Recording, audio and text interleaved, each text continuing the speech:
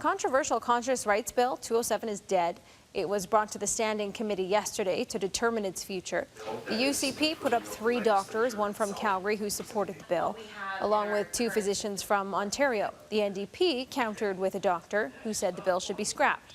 Representatives with the Trans Equality Society of Alberta and Dying with Dignity also spoke. In the end, the committee recommended the bill not move forward. But another controversial bill, Bill 22, has passed. Among other things, it will result in the firing of the election commissioner.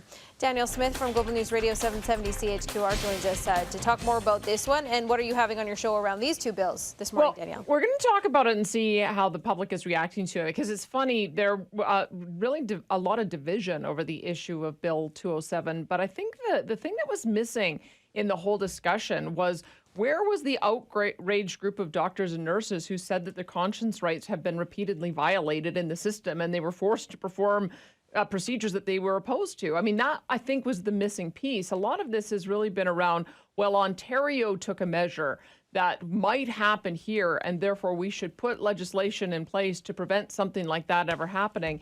And I guess that makes it pretty difficult. If you've got people who are genuinely aggrieved bringing forward an issue, then it becomes a lot easier to say, okay, yeah, we've got to close that problem. But I think, in fact, the medical professionals have done a pretty good job of trying to mediate the various interests and concerns of their members. I don't think that there are a lot of circumstances where a person is put into a place where they have to perform a procedure that they're opposed to. And I look in particular at how the NDP brought in the most recent contentious legislation, which is assisted dying, by having an opt-in process where doctors who wanted or were able and willing to perform the procedure went on a central list, and making that information available. That seems like a pretty good way of trying to mediate between the different concerns of doctors. So I think what has happened is that it's not that people don't think conscience rights are important, that they don't need to be protected. It's just that there's multiple ways to protect them.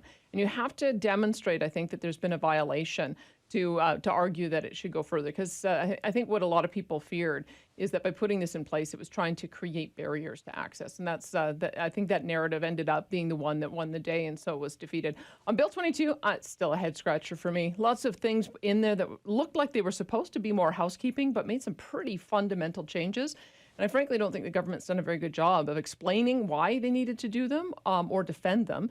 And so the next step really is to talk to the elections officials, Glenn Ressler in particular, the chief electoral officer, to see what the status of those investigations are. Is he going to hire Lauren Gibson? Is Lauren Gibson going to continue with the investigations? If not, who is? I think that it falls into his lap to make sure that Albertans know that it's not just going to be dropped. Yeah, more on this on Danielle's show starting at 9:30 today. Thanks, Danielle. Yeah, thank you.